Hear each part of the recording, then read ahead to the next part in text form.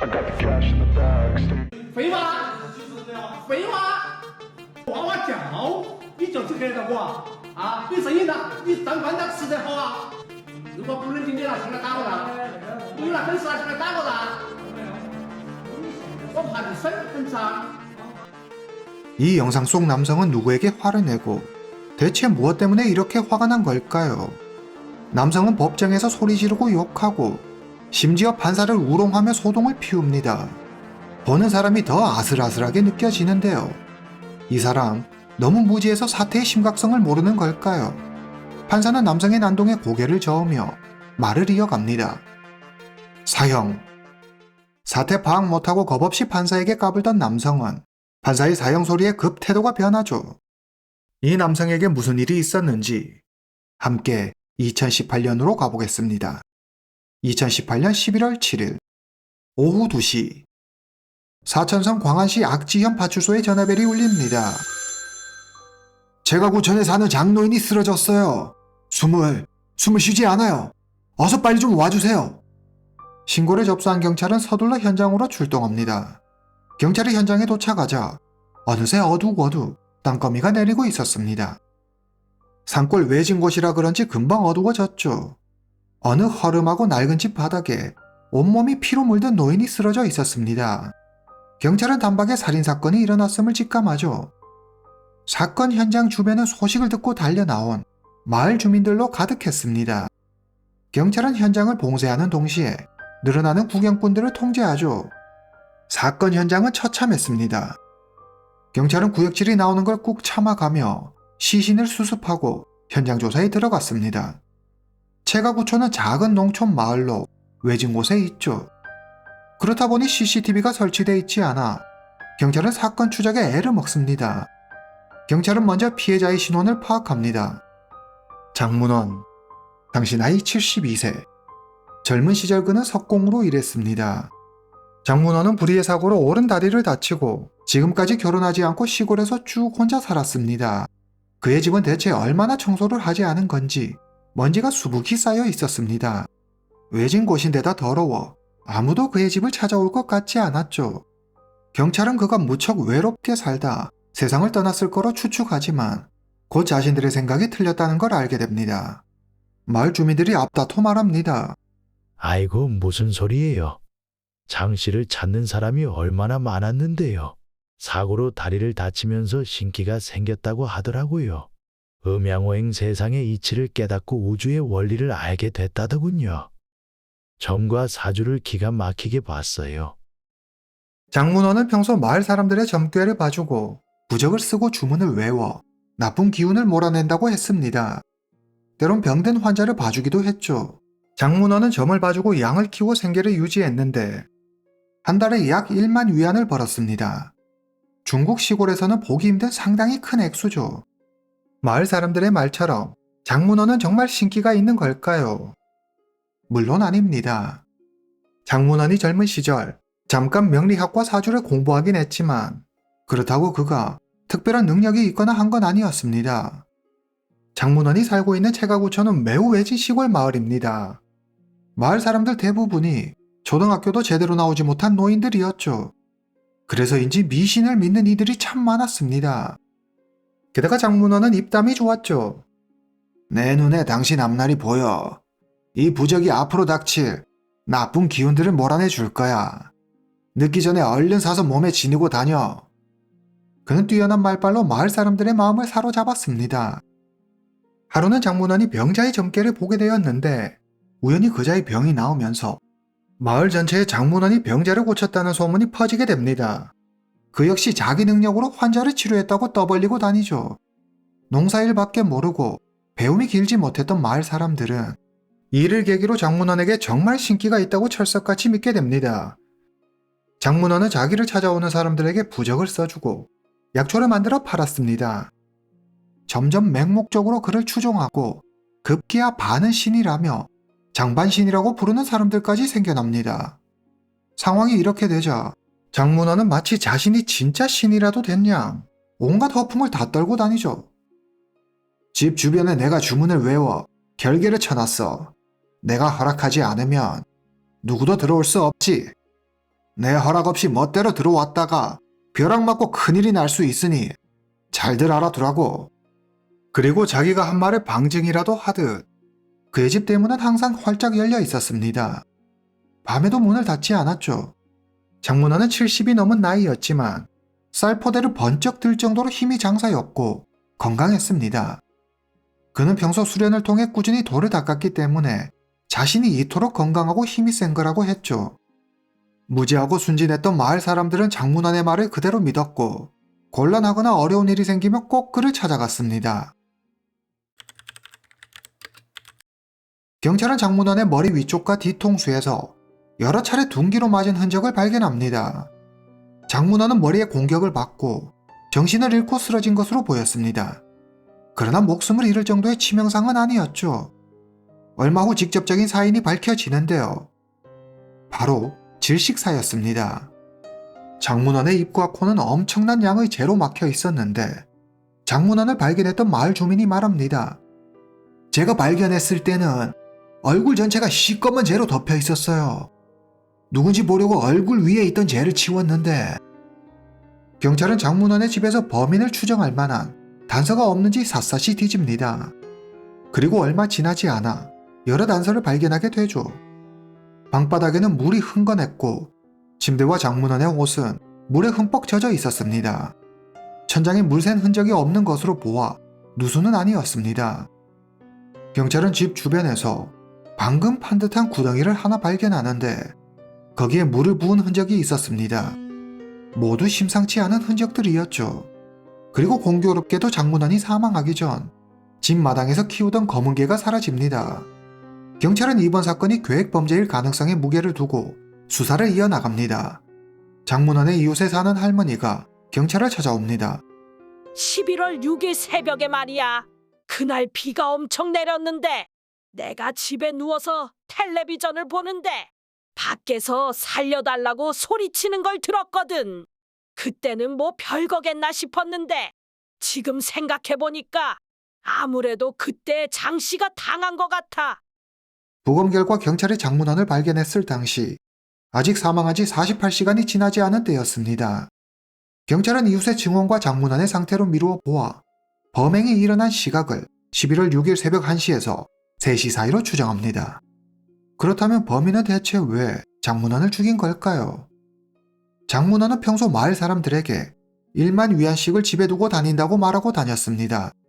하지만 집 주변에 결계를 쳐놨기 때문에 도둑이 맘대로 들어와 돈을 훔쳐갈 수 없다고 했죠.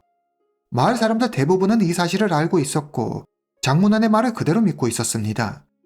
경찰이 신고 전화를 받고 장문환의 집에 왔을 때 경찰이 집 안으로 들어가려 하자 마을 이장이 나타나 허락 없이 안에 들어가면 큰일을 당할 수 있다며 한사코 경찰의 집안 진입을 막으려고 한 일이 있었습니다. 그만큼 마을 사람들은 진심을 다해 장문환의 말을 믿고 따랐죠. 경찰은 장문환의 집을 수색할 당시 집안에서 현금 1만 위안을 찾지 못했습니다. 그리고 장문환의 휴대전화도 보이지 않았죠. 그러자 경찰은 해당 사건을 돈을 목적으로 한 계획살인으로 보고 강도 및 절도 등의 강력범죄 이력이 있는 전과자들을 중심으로 조사하기 시작합니다. 하지만 며칠 뒤 장문환이 마을 사람들에게 했던 말이 거짓이었음이 드러납니다. 경찰은 장문환의 집에서 약 3만 위안이 든 통장을 발견하는데 알고 보니 장문환은 버는 족족 은행에 다 저금하고 있었습니다.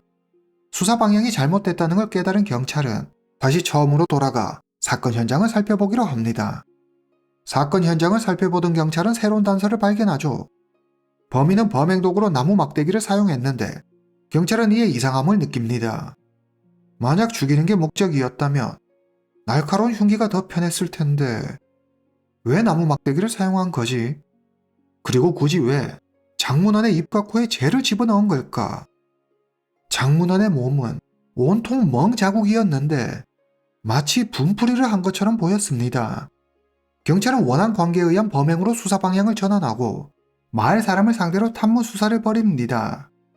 장문환에게 원한을 가질 만한 사람은 없었는지, 근래에 그와 문제를 일으킨 사람은 없었는지 묻지만 마을 사람들은 장문환이 사람들하고 문제를 일으키고 원한을 살 만한 행동을 하는 사람이 아니라고 딱 잘라 말했습니다. 점을 보거나 부적을 써줄 때도 상대의 형편에 맞게 돈을 받았기 때문에 평소 사람들의 미움을 받을 일이 없었다고 하죠. 오히려 마을 사람들의 존경을 받고 있었다고 했습니다. 별다른 진전 없이 수사는 제자리 걸음이었습니다. 수사가 교착 상태에 빠져 있을 때 경찰은 마을 이장에게서 중요한 정보를 하나 얻게 됩니다. 장로인 얼굴이 재로 덮여 있었던 게 아무래도 누가 주술을 걸려고 했던 것 같아. 범인은 이쪽에 능한 사람일 것 같은데. 이장의 말을 들은 경찰은 마을에서 미신을 신념처럼 믿는 자들을 찾아다닙니다. 마을을 다니며 조사하던 경찰은 한 어린아이가 용의자로 추정되는 이에 대해 이야기하는 걸 듣게 됩니다. 우리 작은아빠가요. 6일에 장씨 할아버지 집 쪽으로 가서 놀지 말라고 했어요. 할아버지가 죽었다고 했어요. 경찰이 추정한 사건 발생 시각은 11월 6일 새벽이죠. 장문호는 다음 날인 11월 7일 낮이 되어서야 마을 주민에 의해 발견됩니다. 이 어린아이의 작은아버지가 누구길래 그는 장문원이 죽었다는 사실을 이미 알고 있었던 걸까요? 왕방용. 1973년 출생. 당시 나이 45세. 왕방용은 줄곧 외지에서 생활했습니다. 그는 젊은 시절 사주팔자 명리학에 대해 잠시 공부한 적이 있었습니다. 고향으로 돌아온 왕방용은 점집을 차리는데 한마디로 장문왕과는 경쟁 관계였죠. 아이는 경찰의 작은아버지가 신기가 있어 할아버지가 죽은 걸 미리 알았다고 말하지만 이런 얼토당토하는 말을 믿을 경찰이 아니었습니다. 경찰은 즉시 아이의 작은아버지 왕방용을 용의선상에 올리고 수사에 착수하죠. 2018년 11월 11일 경찰은 왕방용을 경찰서로 소환합니다. 그런데 이 남자 행동이 아주 가관입니다. 두 손을 주머니에 찔러 넣고 썩소리 지으며 오만하고 건방진 태도로 경찰이 묻는 말에 대답도 하지 않죠. 경찰의 저주를 퍼붓고 미친 사람처럼 손뼉을 치고 자기가 모시는 신한테 기도를 올린다며 온갖 생쇼를 다했습니다. 그런데 더 어이없는 건 그 난리를 치다가도 여경이 나타나며 조용해지고 남자 경찰이 나타나며 다시 생난리를 피운다는 거죠. 이대로는 왕방용의 입에서 진실이 나오기는 힘들어 보였습니다. 왕방용은 수사에 비협조적인 태도를 보였지만 이럴수록 경찰은 더 확신했죠. 분명 뭔가 캥기는 게 있군. 아이고, 죽으면 죽는 거고 죽여도 죽이는 게 아니야. 까불지 마. 잡아당기지 말라고. 죽이고 말 거야. 왕방용은 눈앞의 경찰은 안중에도 없다는 듯 헛소리를 하고 코를 골며 자는 척 막무가내로 행동했습니다. 사건은 쉽게 풀리지 않고 시간만 흘러가고 있었습니다. 모두 전전긍긍하고 있던 그때 한 경찰이 기지를 발휘합니다. 왕방용이 미신에 완전히 빠져있는 걸 이용하죠. 경찰은 왕방용에게 장문원의 장례식장에 가서 장문원의 시신 앞에서 맹세하라고 합니다. 당신이 이 사건과 정말 관계가 없다면 장문원 앞에 가서 맹세해. 하지만 만약 당신이 장문원을 죽인 거라면 장문원이 당신을 가만두지 않겠지? 지금까지 경찰 앞에서도 위축되지 않고 그렇게 당당하던 왕방용은 경찰의 말에 갑자기 몸을 벌벌 떨며 두려운 눈을 하고 말합니다. 저기, 장노인이 죽은 건 점괘로 안 거예요. 내가 죽인 게 아니라 다른 왕방용이 죽인 거예요. 나랑은 아무 상관없는 일이라고요. 왕방용은 평행 우주론을 들먹이며 평행선상에 위치한 또 다른 세계에 살고 있는 왕방용이 한 짓이라며 자신과는 아무 상관이 없다는 헛소리를 짓거립니다. 왕방용은 미신을 믿고 귀신의 존재를 두려워하죠. 그는 경찰의 말에 혹여라도 장문원이 귀신이 되어 자기를 찾아와 어떻게 하는 건 아닌지 두려웠습니다. 경찰은 미신을 믿는 그의 심리를 이용해 유리하게 상황을 이끌어가죠. 경찰의 페이스에 완전히 말린 왕방용은 결국 자신의 범행을 인정합니다. 그럼 왕방용의 진술에 따라 사건을 재구성해 보겠습니다. 왕방용은 사천성 광안시에 있는 작은 시골 마을에서 태어났습니다. 그의 집은 매우 가난했죠. 공부에 흥미가 없던 왕방용은 초등학교도 나오지 않고 부모를 따라 농사일을 했습니다. 20살이 된 그는 농사가 아닌 다른 일을 하고 싶었지만 학교도 제대로 나오지 않고 기술도 없는 그를 받아주는 곳은 없었습니다. 그는 일을 찾아 외지로 나가죠. 왕방용은 일용직 노동자로 일하며 하루바로 하루 먹는 삶을 살았습니다. 끼니를 걱정하는 처지다 보니 연애는 꿈도 꿀 수 없어 모쏠로 외롭고 쓸쓸하게 보냈습니다. 외지를 떠돌다 42살이 된 왕방룡은 다시 고향으로 돌아옵니다. 여전히 혼자였죠. 고향에 온 그는 매일 술만 마시고 집에서 빈둥거리며 대부분의 시간을 보냈습니다. 보다 못한 왕방룡의 부모와 형이 일자리를 구해주지만 자기와 맞지 않는다며 하루 이틀 일하고는 금방 때려치우죠. 게으른 왕방룡은 편하고 쉬운 일을 하고 싶었습니다. 그러던 어느 날 왕방룡은 마을에 유명한 점쟁이가 있다는 사실을 알게 됩니다. 그가 바로 장문원이었죠.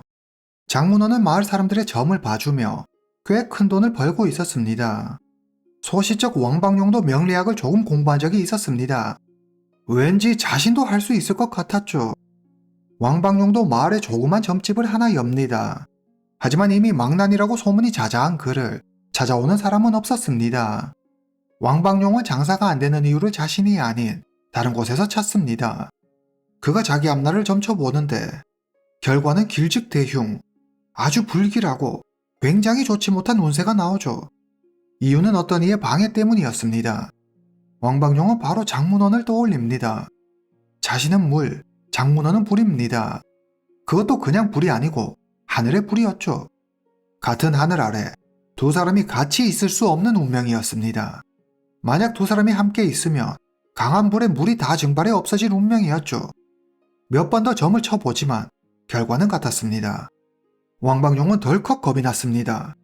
자기뿐만 아니라 가족에게도 그 화가 미칠 것만 같았죠. 이대로 가만히 앉아서 당할 수만은 없었습니다. 장문원을 없애야 내가 살아. 왕방룡은 어떻게 하면 장문원을 없앨 수 있을지 고민에 빠집니다. 장문원은 자기보다 도력이 강하고 기가 센 무속인입니다. 그래서 그는 천수의 힘을 빌리기로 하죠. 그는 일기예보를 확인하고 비가 오는 11월 5일을 디데이로 잡습니다. 사주가 물인 자기에게 딱인 행운을 가져다주는 날이죠. 11월 5일 저녁, 왕방룡은 장문원의 집으로 갑니다. 그는 먹을 걸로 마당에 있는 검은 개를 유인해 나무 막대기로 때려 죽입니다. 그리고 집 주변에 숨어 밤이 오기를 기다리죠. 11월 6일 새벽, 드디어 기다리던 비가 내립니다. 왕방룡은 살금살금 장문원의 집 안으로 들어갑니다. 장문원은 평소 문을 잠그지 않기 때문에 안방까지 쉽게 들어갈 수 있었죠. 부스럭대는 소리에 장문원이 잠에서 깨 소리칩니다. 누구야? 놀란 왕방룡은 들고 있던 나무 막대기로 장문원의 머리를 내려칩니다. 장문원이 쓰러지자 그는 무차별 공격을 가하죠. 왕방룡은 장문원을 침대에서 끌어낸 다음 재를 물에 섞어 장문원의 입과 코에 가득 채워 넣습니다. 그리고 방 구석구석에 물을 뿌리죠. 이해할 수 없는 이 행동은 불인 장문원을 철저히 파멸시키기 위한 의식 같은 거였습니다. 장문원의 숨이 끊어지자 왕방룡은 그의 휴대전화를 가지고 나가 산에 버립니다. 여기까지가 왕방룡의 진술입니다. 차후 이어진 경찰 조사에서 새로운 사실이 하나 밝혀지는데요.